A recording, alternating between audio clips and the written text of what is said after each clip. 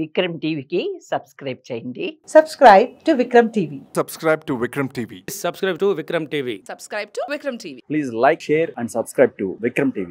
నా వీడియోలు చూసే 4,72,00,000 రూపాయలు అప్పు కట్టాడు. ఒక రియల్ ఎస్టేట్ అతను లాస్లో ఉన్నాడు, లాస్ అయిపోయినాడు.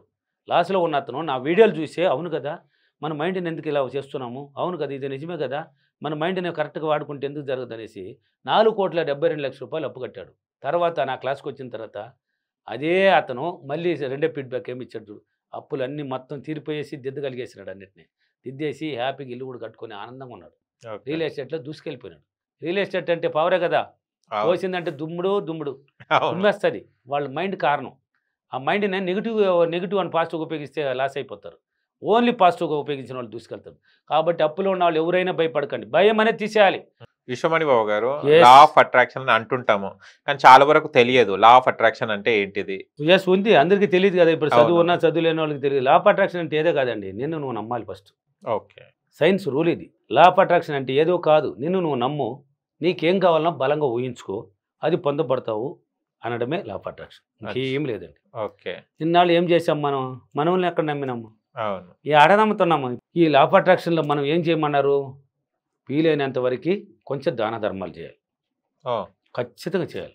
ఊరికే నువ్వు లా ఆఫ్ అట్రాక్షన్ అంటే నిన్ను నమ్మేసి ఊహించుకుంటూ వచ్చేది, నువ్వు మారాలి. ఆ సైన్స్ రూల్ ప్రకారం నువ్వు రావాలి.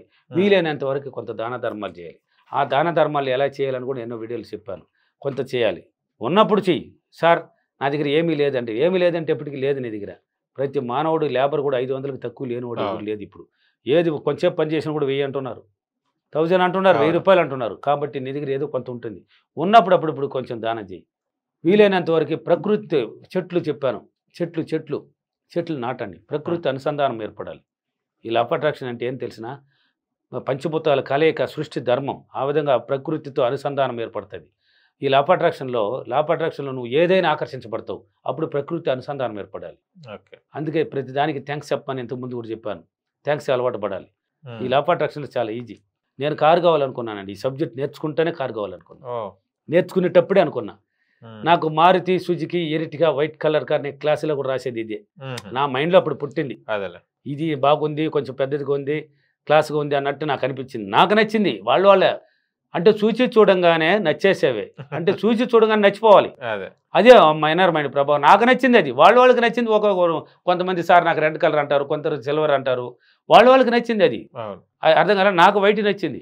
అలా ఊహించాను దాని గురించి పదే అంటే ఎట్లా అంటే కారు ఉన్నట్టు కొనేసి షోరూమ్కి వెళ్ళినట్టు, దాన్ని తీసేసినట్టు, బలంగా అట్లా పోవడం. నేనే డ్రైవింగ్ నాకు ఆల్రెడీ వచ్చు, ఈ సబ్జెక్ట్ రాకముందే నేర్చుకుని ఉన్నాను. డ్రైవింగ్ నేనే చేసినట్టు, మళ్ళీ తీసుకొచ్చి కార్ షెడ్లో కారు పెట్టేసినట్టు, హ్యాపీగా అబ్బా నాకు కారు ఉంది అని ఒక బంద చూపించినట్టు ఒక ఫీలింగ్.